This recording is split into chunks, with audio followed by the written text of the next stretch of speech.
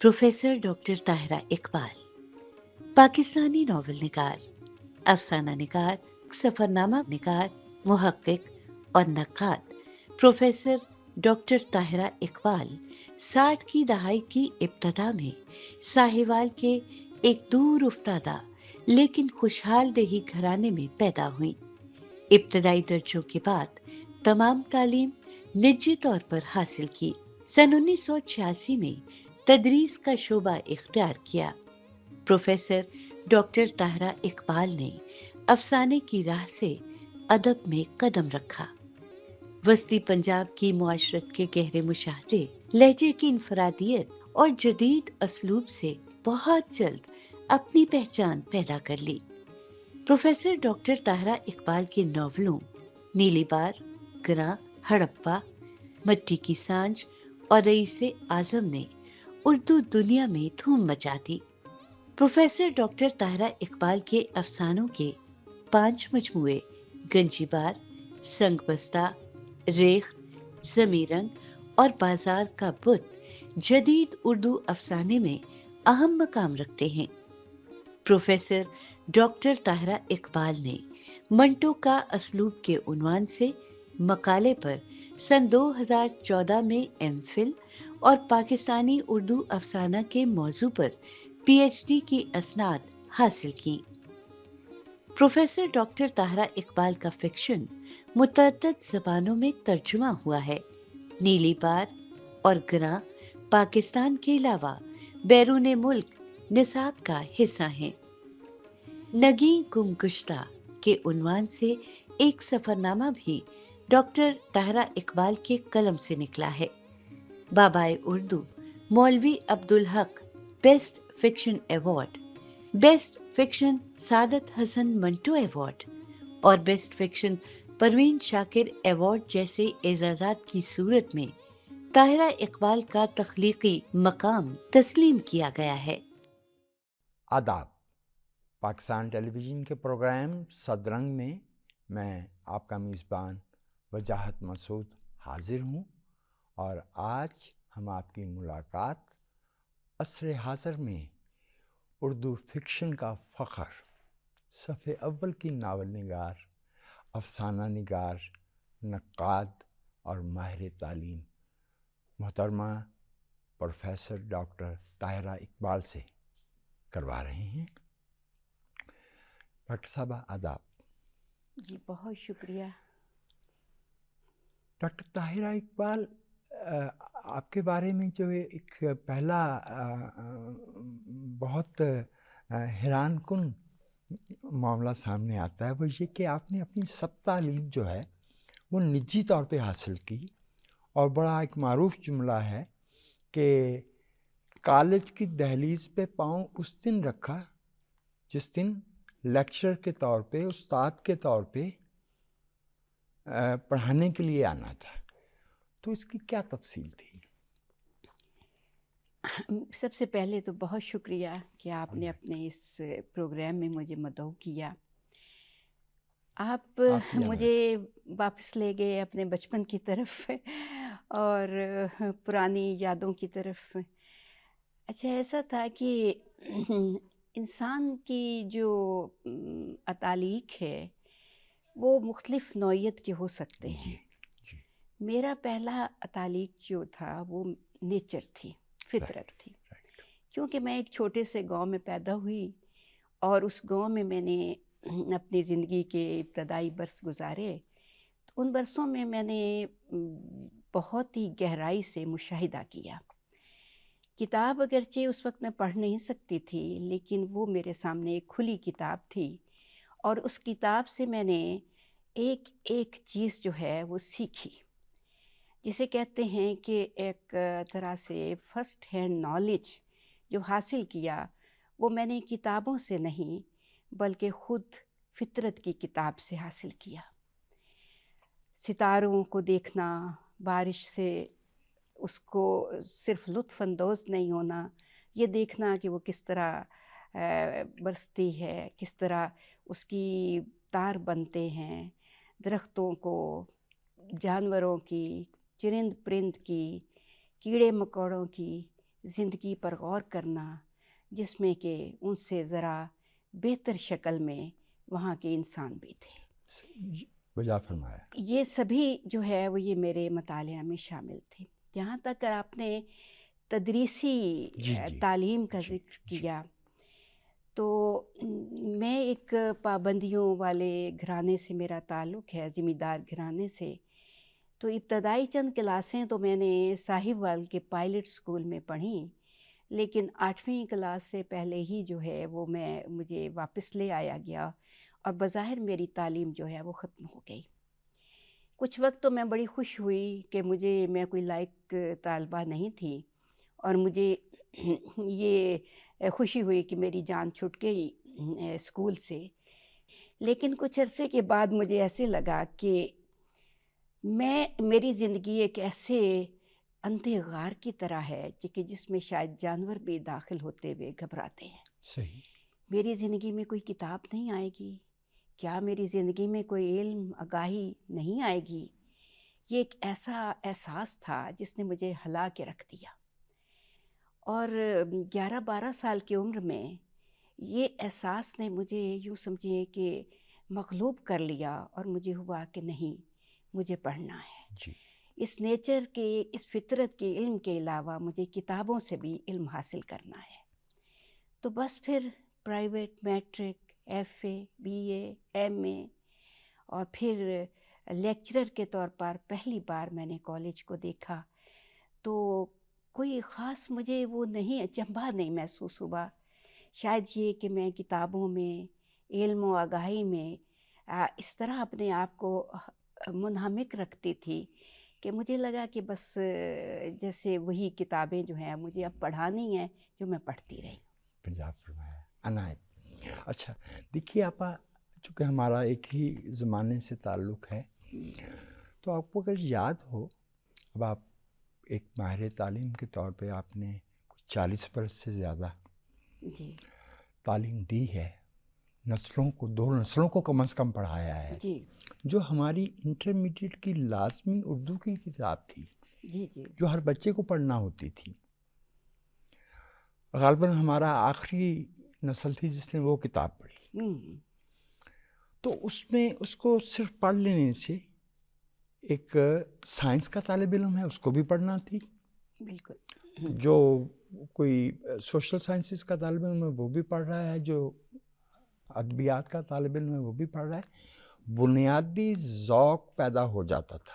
بالکل، پنڈت سرشار سے، ڈاکٹر نذیر احمد سے، سر سید سے لے کے شہرت بخاری، انجم رومانی، مختار صدیقی تک اس کا حصہ تھی۔ بالکل۔ اب آپ یہ فرمائیے کہ جو ہمارا موجودہ نصاب ہے، ان بچوں کے لیے جنہیں بعد میں دوسرے شعبوں میں جانا ہے، یہ جو لازمی تعلیم میں ہم انہیں اردو پڑھا رہے ہیں، کیا یہ مناسب ہے یہ والا نصاب کہ یہ بچوں میں اپنی زبان کا، بیان کا ذوق پیدا کر سکے؟ میں یہ کہہ سکتی ہوں کہ جو آپ نے کہا وہ کتاب شد بدھ تو ضرور پیدا کرتی ہے، یعنی کہ اگر وہ ادب کا وہ اس طرح اس کا علم نہیں بھی رکھتے تو کم از کم اردو زبان بولنا اور لکھنا کسی حد تک اس سے آگاہی ضرور حاصل ہو جاتی ہے۔ جی اور اس اردو کو لازمی طور پر جو ہے وہ جاری رکھنے کی از حد ضرورت ہے، اور مزید اس میں یہ کیا جا سکتا ہے کہ ہمارے ہاں عموماً انتظار حسین تک نثر کو ختم کر دیا جاتا ہے، اور اسی طرح غالب یا زیادہ سے زیادہ جو ہے ناصر کاظمی تک نظم کا باب جو ہے ختم ہو جاتا ہے۔ چلیے یہاں تک تو حالانکہ آئے۔ اس کے بعد بھی بہت کچھ لکھا گیا ہے، جی ہاں، تو جی طالب علموں کو آج کے دور میں جو لوگ اس کے بعد لکھتے رہے ہیں ان سے آگاہی حاصل ہونی چاہیے، اس لیے اس میں وقتاً فوقتاً کچھ نئی چیزوں کا اضافہ کرنا ضروری ہو کچھ جاتا ہے، ایجاد ہو جاتا ہے، کچھ حذف بھی کر دیا جاتا کچھ ہے۔ حذف بھی کر دیا جی جاتا ہے، اور جی سب سے بڑی بات یہ ہے کہ خود اردو زبان سیکھنے کا جو گرامر ہے، قواعد ہے، اور جو اس کی کیفیتیں ہیں، وہ جاننا ضروری ہے، کیونکہ بے شمار طالب علم جو ہیں ان کی اردو بس وہیں ختم ہو جاتی ہے۔ آپ بجا فرما رہے اور ہیں۔ میں یہ کہتی ہوں کہ صرف اردو ہی نہیں، ہمیں پنجابی کو بھی اتنا ہی اہمیت دینی چاہیے، اور اسے بھی کم از کم پنجابی بحیثیت زبان جو کہ ہماری ایک علاقے کی زبان ہے، اسے بھی ہمیں بچوں سے کئی بار یہ ہندوستان کے کچھ لوگ آتے ہیں تو کہتے ہیں کہ آپ کے بچوں کو تو معلوم ہی نہیں، ہمارے بچوں کو تو وارث شاہ کے ہیر یہ سبھی جو پرانے لکھنے والے لوگ ہیں یہ ازبر ہے، لیکن ہمارے بچے ان کے نام تک سے واقف نام نہیں تک ہیں۔ سے واقعی نہیں ہے۔ تو یہ واقفیت جو ہے یہ بہت ضروری ہے۔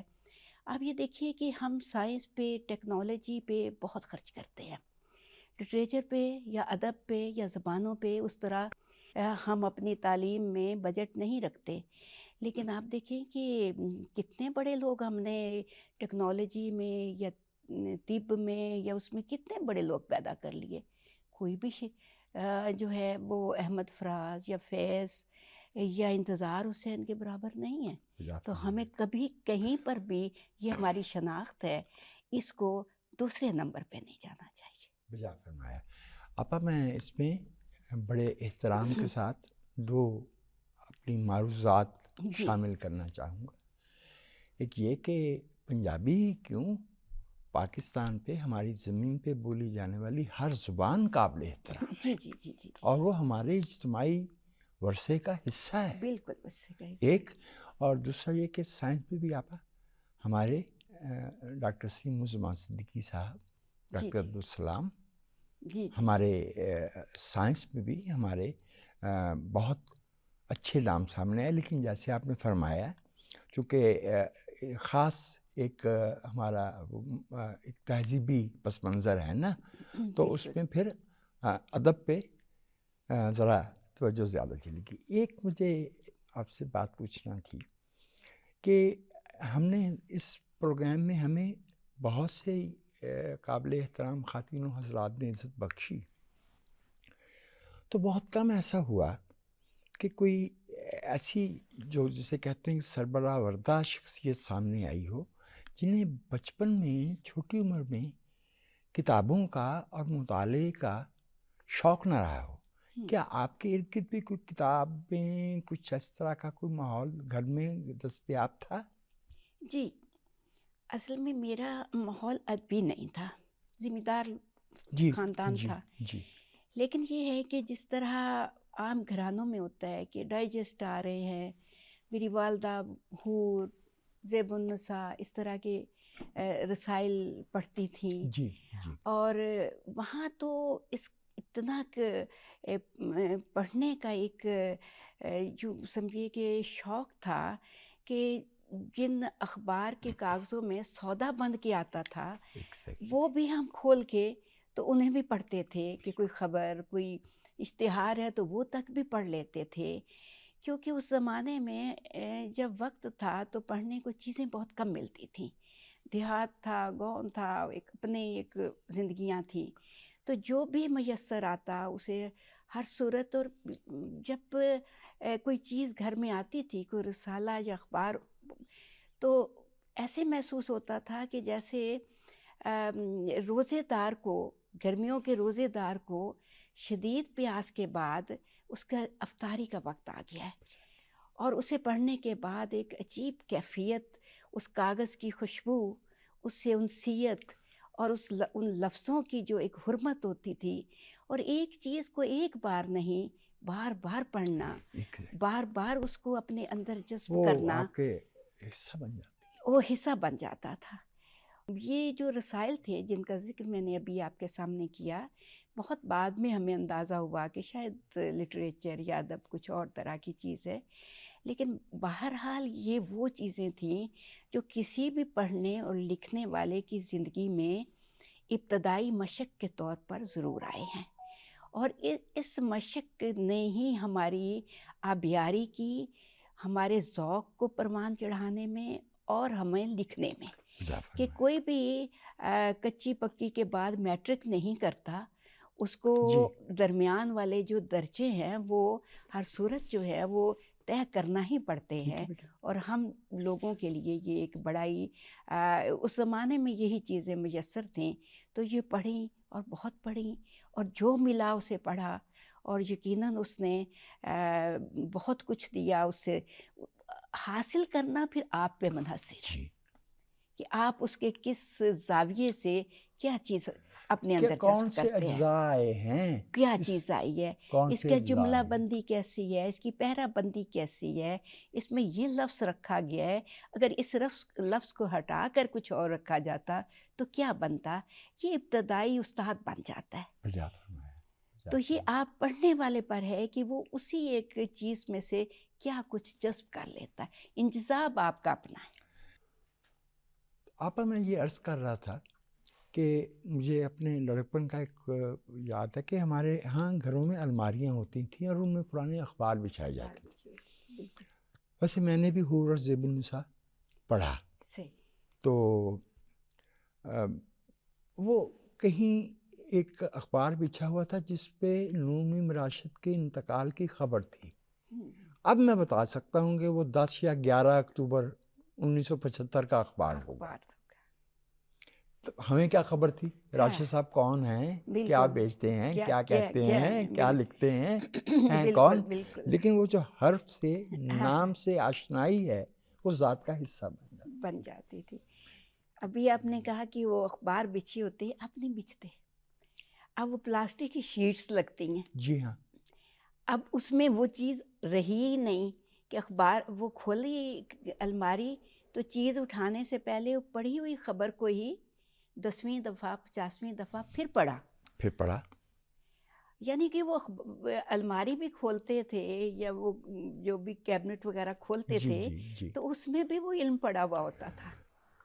اور اخبار کی آپ نے ذکر کیا تو یہ جو صبح صبح اخبار آتا تھا اس کی جو خوشبو ہوتی تھی، اس کاغذ کی جو مہک ہوتی تھی، اور اس کے لیے جو ایک ہوتی تھی کہ سب سے پہلے وہ مجھے ملے جی اور سب سے پہلے میں دیکھوں کہ اس میں کیا ہے، اور پھر یہ دیکھیے کہ یہ جو ادبی صفحہ چھپتا تھا، اب مجھے نہیں معلوم چھپتا ہے اب تو اخبار میں عرض ہی۔ کروں کہ وہ پہلے آدھا ہوا تھا، جی پھر وہ مکمل ختم ہو گیا کیونکہ ہمارے پاس زیادہ اہم باتیں آ گئیں۔ زیادہ احمد آپا امروز میں قسمت علمی و ادبی، اس پہ ایک تو تھے ستار طاہر، وہ حلقہ دام خیال کے نام سے لکھتے تھے، اور مجھے اب یاد آتا ہے کہ مختار صدیقی کا انتقال تو 72 میں ہوا تھا، تو ان کا جو پورا صفحہ انہیں دیا گیا اس پہ لکھا ہوا تھا لاش آرام سے سوئے گی سہاگن بن کے۔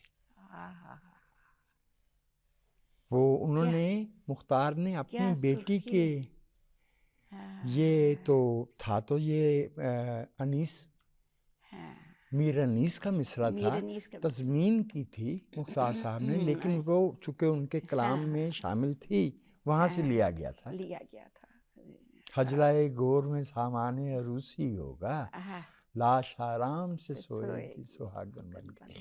تو یہ چیزیں ہیں جو پھر انسان کی ذات کو اچھے یا برا سانچہ دیتی ہیں۔ اچھا، ایک میں آپ سے مجھے تھوڑی سی وہ ہو رہی تھی، حجاب بھی ہے تھوڑا سا، یہ بات پوچھتے ہوئے کہ آپ نے تو ایک متمول اور خوشحال گھرانے میں آنکھ کھولی۔ جی جی، یہ جو ہم جیسے زمین زادوں کے لیے، خاک نشینوں کے لیے، شودروں کے لیے آپ کی تحریر میں یہ ایسا گہرا دکھ ہے،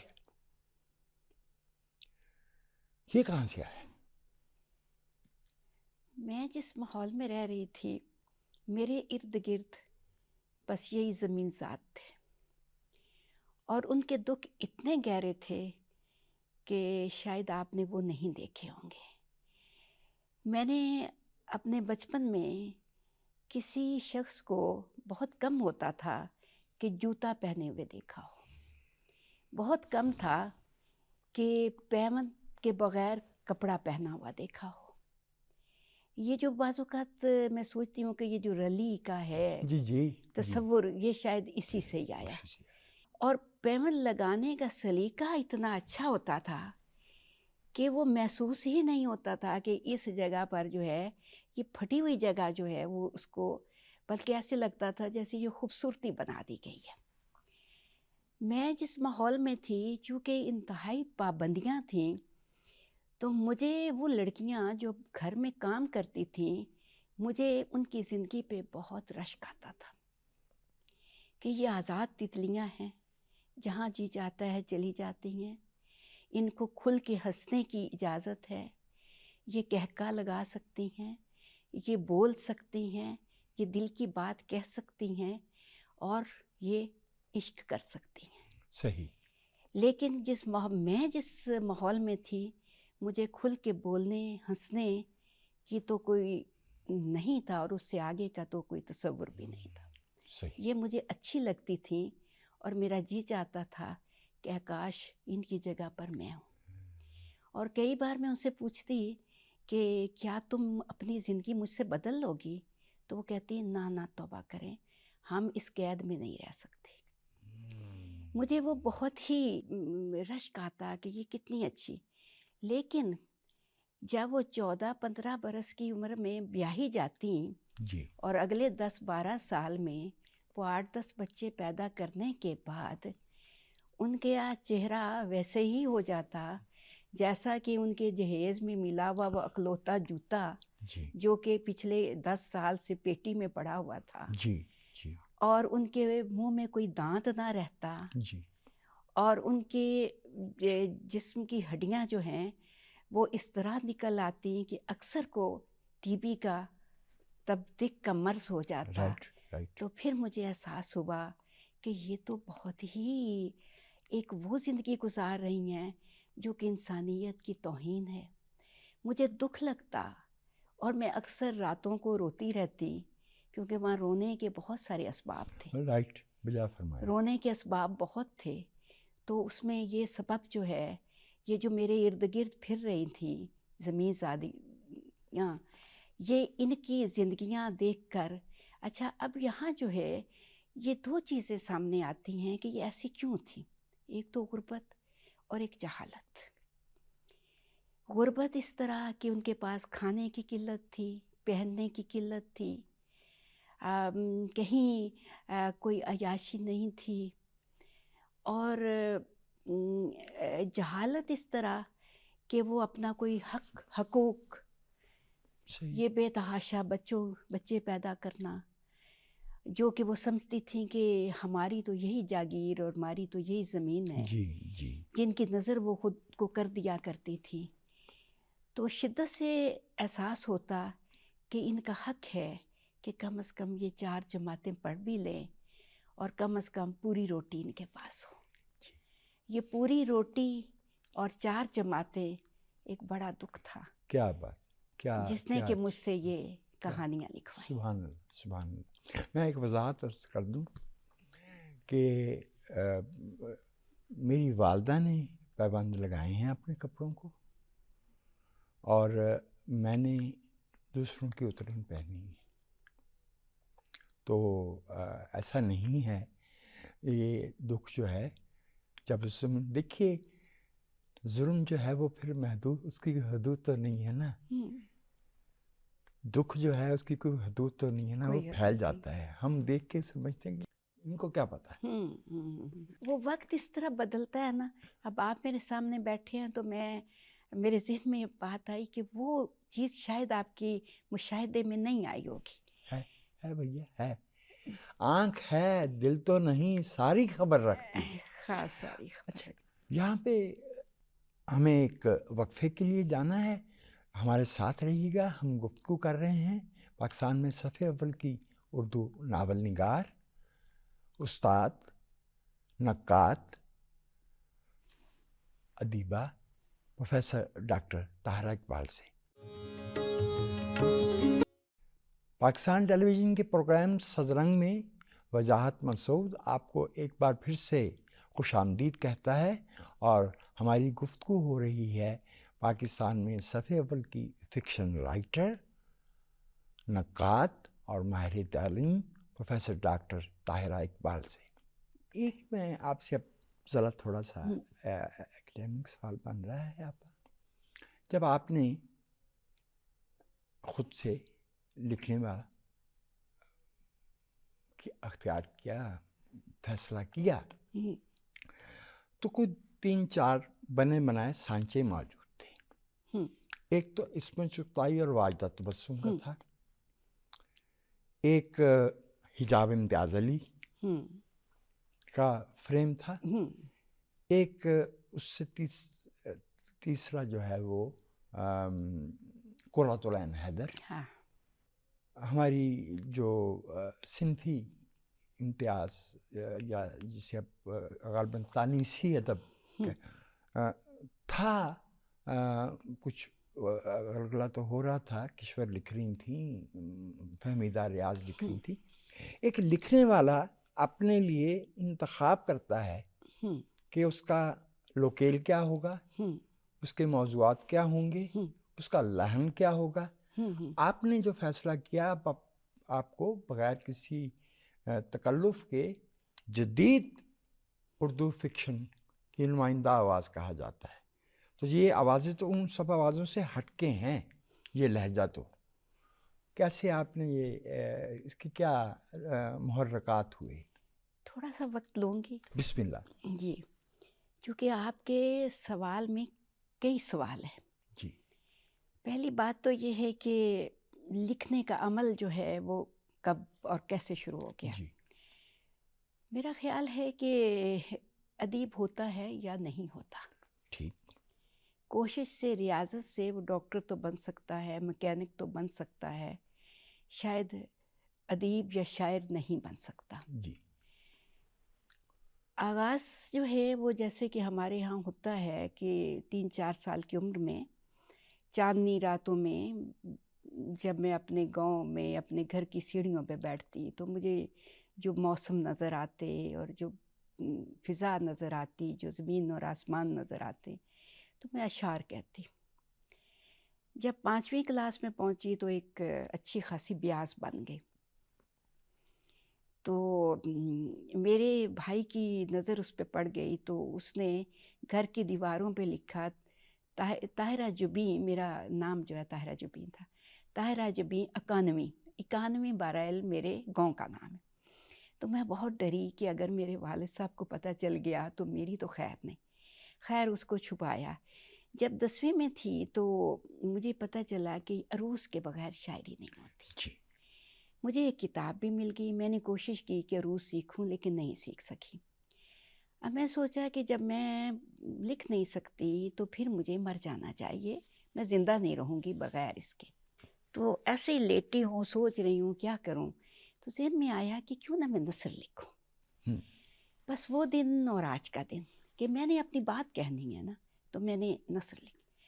اچھا، ابھی آپ نے جو بات کی ہے کہ ہمارے ہاں کئی جو ادبی رویے تھے، دھارے تھے. جی. اچھا، اس وقت تک تو چونکہ میں نے کسی کو نہیں پڑھا تھا، گڈ. اور میرے پہ کسی کا کوئی اثر نہیں تھا. صحیح.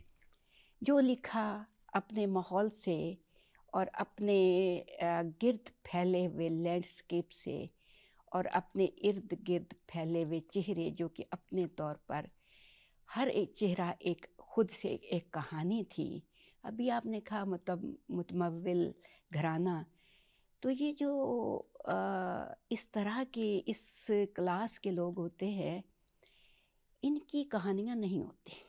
بلا فرمایا. ان کی زندگیاں صرف ایک یکسانیت میں چلتی ہیں.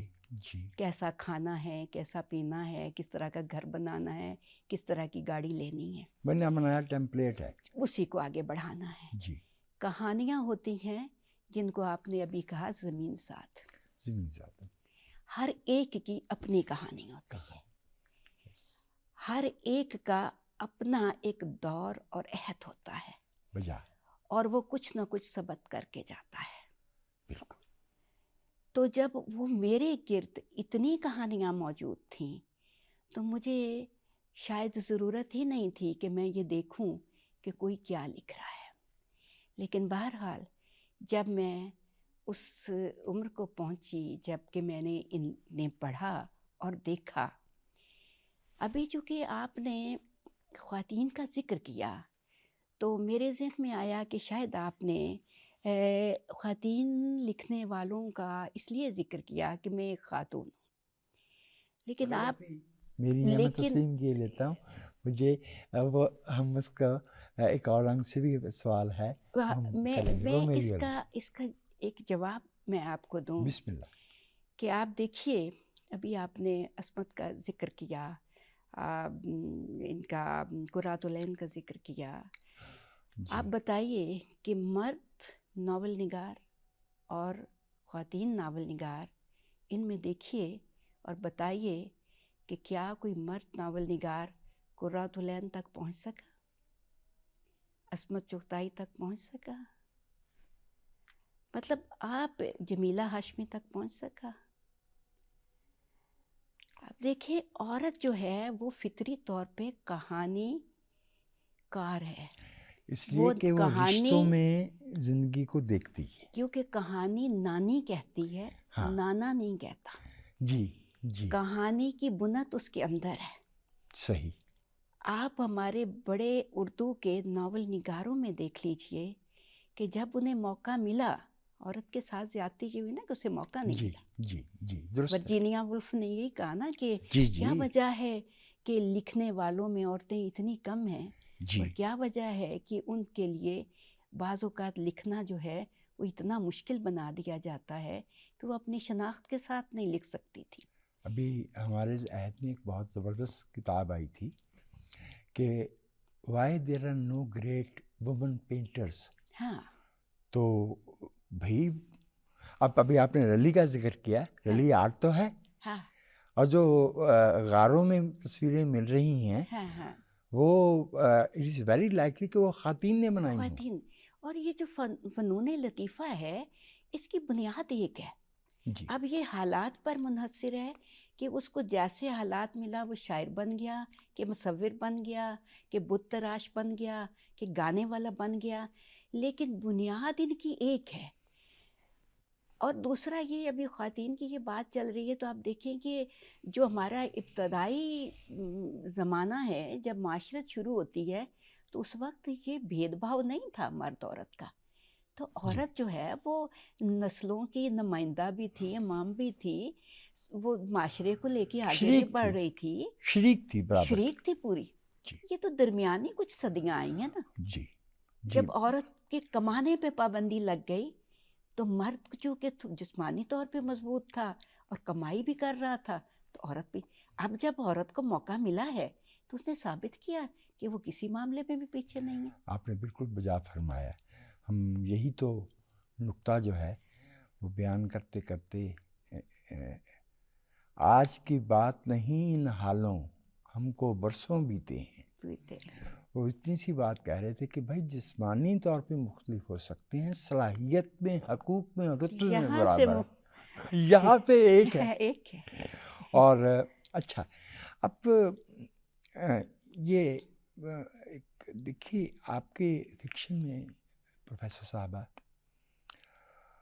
عورت کے کردار کی مضبوطی اور مظلومیت یہ ایک مسلسل تھیم ہے. جی میں یہ جاننا چاہوں گا کہ آپ کا مشاہدہ کیا ہے کہ ان دہائیوں میں جو آپ نے دیکھی، ہم نے سب نے دیکھی مل کے، ہمارے معاشرے میں عورت کے حقوق اور مرتبے کی نسبت سے حالات میں کچھ بہتری آئی ہے، منطقوں میں بہتری آئی ہے، مجموعی طور پہ بہتری آئی ہے، یا ہم پہلے سے بھی پیچھے گئے ہیں؟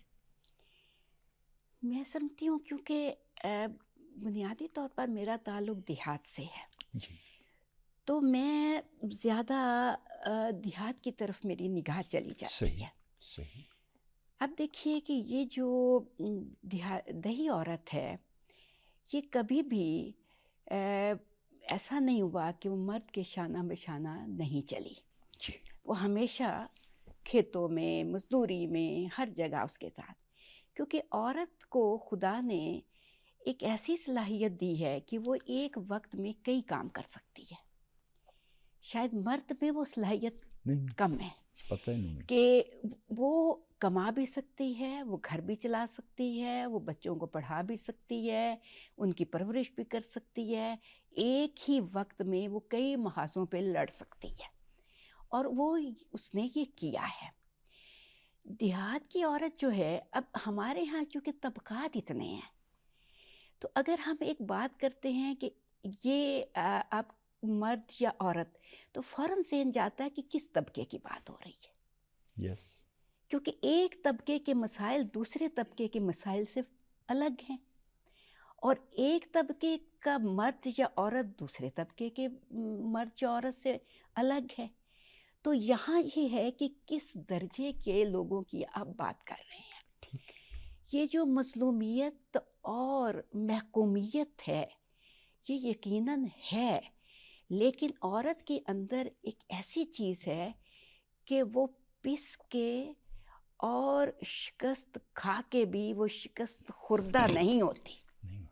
वो उठती है और फिर खड़ी होती है, और फिर अपने कदमों पे, अब इसकी मिसाल देख लीजिए जी, कि औरत और मर्द जो है, वो मसाइल झेलने की सलाहियत में औरत जो है वो फौकियत रखती है। जी हाँ, दुरुस्त है। इसीलिए मर्द पता नहीं ये बात मुझे कहनी चाहिए आप या नहीं, फरमाइए, आप कि फरमाइए। जल्दी मर जाते हैं, औरत जीती रहती है, जी हाँ, उनकी उम्रें मैंने ज़्यादा अभी होती हैं। हमारा सामने का मुशाहिदा है।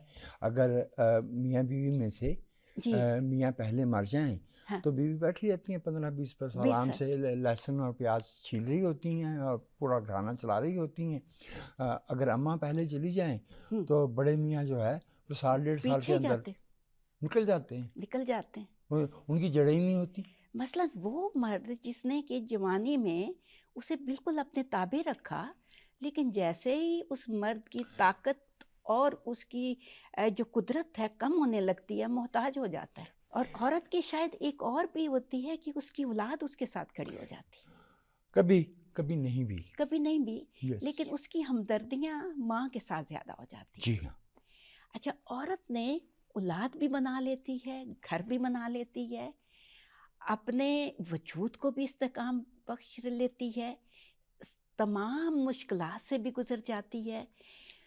ये तो है उसकी फितरत। अभी आपके सवाल का जो दूसरा हिस्सा था कि क्या अब बेहतरी आई है, तो मैं समझती हूँ बेहतरी आई है, अच्छा जी, इसलिए कि अब किसी हद तक ये जो बुनियादी कुछ तालीम आम हुई है, कुछ ना कुछ जी हाँ, जमातें बहुत सारे लोगों की तो दस्तरस में अभी भी नहीं है जी कि जी, उनको कुरान पाक पढ़ा दो और बस घर बिठा लो, अक्सरियत पे अभी भी नहीं है। अभी भी नहीं है। लेकिन बहुत सारे जो वो तबके जिनके लिए तालीम तक पहुंचना मुश्किल हो गया था, वह पढ़ रहे हैं। मैं अपने गांव में देखती हूँ जिनकी माएँ मासियाँ नहीं एक लफ्ज़ भी नहीं पढ़ सकी, वो MA BA स्कूलों में टीचर लगी हुई जी हैं, हाँ, जी, बैंक में जो नौकरी कर रही हैं, इस तरह तक वो पहुंच गई हैं। और जब तालीम आती है तो ज़ाहिर है कुछ शऊर भी आता है, शऊर भी साथ शामिल होता है। तो हालात हम ये कह सकते हैं कि जब ये माएँ बनेंगी तो शायद इनसे जो नस्ल चलेगी उससे हमें उम्मीद है कि वो बहुत बेहतर होगी। यस। रॉबर्ट ब्राउनिंग ने कहा था व्हाट मैन शैल डू। अब उसके ज़माने में भी ह्यूमन का कॉन्सेप्ट नहीं आया था, हाँ, तो मैन कह के इंसान ही मुराद लिए जाते थे। इंसान ही what man shall do when we in our Graves, हम तो नहीं होंगे। लेकिन वो पंजाबी का एक शायर कहता है कि साढ़े बाज भी मेला लग सी, बिल्कुल। एंड लोगों ने आगे जाना है। हाँ, ये शो विल गो ऑन। उम्मीद अच्छी है। उम्मीद अच्छी है। घरेलू तशद्दुद हमारे मुआशरे की एक बदनुमा हकीकत है, बिल्कुल। हम चाहें भी तो उससे इनकार नहीं कर सकते। जिस घराने में माँ पे या बच्चों पे या कमज़ोर पे कमज़ोर पे तशद्दुद की सकाफत मौजूद हो, क्या वो घराना किसी मुहज़्ज़ब मुआशरे का हिस्सा हो सकता है? इसमें सबसे ज़्यादा जो नुकसानदेह चीज़ होती है वो बच्चे हैं जिनके सामने ये सब कुछ हो रहा होता है, اور ان کو جو ذہنی طور پہ ٹارچر پہنچتا وہ تو ایک الگ بات، لیکن ان کی اپنی جو شخصیتیں بنتی ہیں جی، وہ اس سے مبرہ نہیں ہوتی، ان کی اپنی جو اقدار بنتی ہیں. اقدار بنتی ہیں جو انہوں نے دیکھا ہے، جو انہوں نے سہا ہے اور جو انہوں نے برداشت کیا ہے۔ اچھا، اب اس میں یہ تھا کہ کچھ وقت پہلے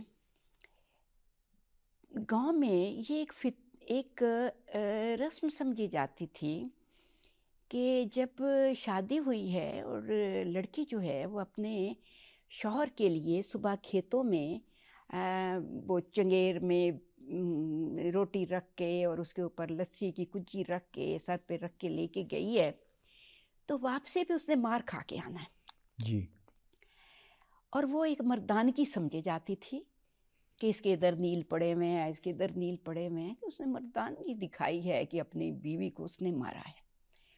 لیکن اب اس میں بھی تبدیلی آ گئی ہے، اب عورت اس طرح مار نہیں کھاتی کیونکہ وہ خود بھی کمائی میں شامل ہوتی ہے۔ وہ عورتیں جن کے لیے کوئی روزگار نہیں ہے اور اسے مار کھا کے بھی وہیں رہنا ہے، تعلیم اس کو دی نہیں باہر کی دنیا اس نے دیکھی نہیں ہے، اور باپ کا گھر، کوئی روزگار بھائیوں اس کا کا گھر ہو اس نہیں کے لیے سکتا نہیں ہے، بجا. اور اب وہ کہاں جائے؟ جی، تو وہ سب کچھ تشدد اور ظلم برداشت کرتے ہوئے وہیں رہنا ان کی مجبوری ہو جاتی ہے۔ لیکن جیسے جیسے تعلیم پھیل رہی ہے، عورتیں کسی حد تک خود مختار اس حوالے سے کہ کچھ کما رہی ہیں، تو شاید اب وہ چیزیں اس طرح آگے نہیں بڑھ پائیں گی اور انہیں نہیں بڑھنا چاہیے، اور عورت کو اس کے مقابلے میں ہر صورت جو ہے وہ اپنا احتجاج ریکارڈ کرنا چاہیے، اور وہ کر رہی ہے جہاں تک وہ ممکن ہے۔ مکمل تو ابھی ختم نہیں ہوا، لیکن اس لعنت سے چھٹکارا میں امید رکھتی ہوں کہ کچھ عرصے میں ہو جائے گا۔ جی ہاں، لیکن وقت لگے گا. وقت اور لگے گا۔ آپا برخت نے کہا تھا کہ سچ کو پہیے نہیں لگے ہوتے، صحیح، وہ اتنا ہی آگے بڑھتا ہے جتنا ہم اسے آگے دھکیلتے ہیں. دھکیلتے ہیں، بالکل سو ہم تو اپنے بچوں سے اب سیکھنے کے اس میں سیکھ رہے ہیں نا. ہوتے ہیں۔ تو ایک دن میری بیٹی نے ایک لفظ استعمال کیا، ہیومن ایجنسی. ہاں، تو ہم تو وہ گھی کی ایجنسی اور سیمنٹ کی ایجنسی والے زمانے کے لوگ ہیں، ہمیں سمجھ نہیں آئی. تھوڑا سا غور کرنے سے مجھے پتہ چل گیا کہ وہ یہ کہہ رہی تھی کہ یہ جو ہم شعوری طور پہ معاشرے کو کوئی خاص دھارا، کوئی خاص راستہ دکھاتے ہیں، تو وہ بات کرنی ہوگی اس پہ، اور اس پہ تسلسل سے بات کرنی ہوگی، تاکہ جیسے آپ نے بجا طور پہ فرمایا اس لعنت سے چھٹکارے کے لیے وہ معاشرہ انسانی معاشرہ نہیں ہے جس میں تشدد کسی بھی شکل میں ہو، قابل قبول ہو، وہ بیوی ہو یا بچے ہوں، اولاد ہو، میں شہری ہو، ہاں شہری ہو، دیہاتی ہو۔ میں کسی زمانے میں کہا کرتی تھی کہ ہر ایک معمولی سی بھی ملازمت آپ کسی کو دیتے ہیں نا تو اس سے پوچھتے ہیں کوئی تجربہ ہے، جی، اور اس کی ٹریننگ دی جاتی ہے. جی، لیکن ماں باپ، شوہر بیوی بنا دیے جاتے ہیں، کوئی ٹریننگ نہیں، کوئی تجربہ اس کے لیے نہیں ہے. بچے جو ہیں ان کو کس طرح آپ نے کس ماحول میں رکھنا ہے، کس طرح اس کو دیکھنا ہے کہ یہ انسان ہے جو کہ بہت بچپن سے آپ انہیں بنا بھی رہے ہیں، بگاڑ بھی رہے ہیں، اچھا بنا رہے ہیں، برا بنا رہے ہیں. تو آپ نے جیسے ابھی کہا کہ مکالمے کا رستہ کھلا رہنا چاہیے، ورنہ معاشرے میں جو ہے وہ انجماد آ جائے گا، اور جو کہ کسی بھی سوسائٹی کے لیے جو ہے وہ ظاہر قاتل ہے. وہ تو صرف ایک ختم ہی نہیں بہتا ہوگی، ہوا وہ پانی جو ہے اس میں نئے دھارے ملتے چلے جانے چاہیے. ہمارے پنجابی کے ایک بہت پیارے شاعر ہیں نجم حسین سید. جی جی جی، تو مجھے ترجمہ کرنا ہوگا چونکہ یہ پاکستان میں سب جگہ تو پنجابی نہیں سمجھی جاتی. جی جی، وہ کہتے ہیں سوہے ساوے نکلن تائیوں ہنڈ گئے جد لاگے رنگ ملائیے. یہ تازہ سبز پتے تبھی نکلیں گے جب ہم پچھلے برس کے زرد ہوئے بیکار ہوئے پتے گرائیں گرا گے، دیں گے، بالکل. پھر ہم نئے پتوں ہاں. کا جشن منائیں گے. پھر بہار آئے گی جب خزاں گزر جائے گی. پولیں پیریں آندیاں اگے، دم دم تیل چبائیے رنگ منائیے.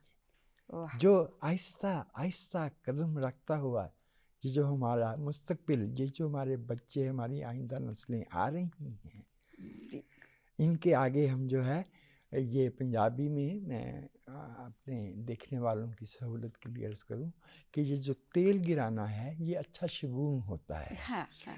تو وہ اور جب دلہن آتی ہے تو اس کے آگے تیل چوایا گیا، تیل چوایا گیا، تیل گرایا گیا، گیا. یہ اچھے شگون کا نشان ہوتا ہے.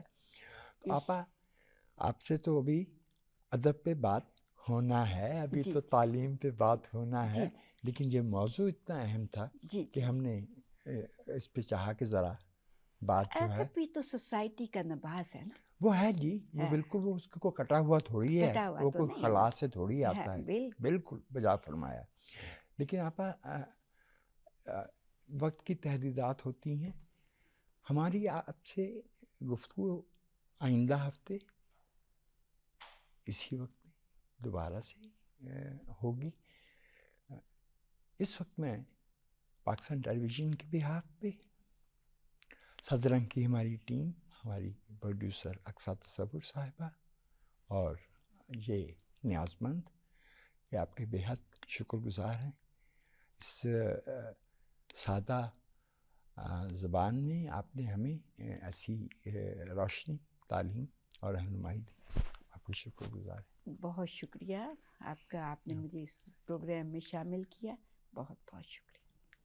پاکستان ٹیلی ویژن کے پروگرام صدرنگ میں یہ ہماری پہلی نشست تھی اردو کی صفحے اول کی ناول نگار، افسانہ نگار، نقاد اور ماہر تعلیم پروفیسر ڈاکٹر طاہرہ اقبال صاحبہ سے. پروفیسر صاحبہ سے ہمارا مکالمہ آئندہ ہفتے بھی جاری رہے گا. اس وقت ہمارا وقت ختم ہو رہا ہے. وجاہت مسعود کو صدرنگ سے اجازت دیجیے.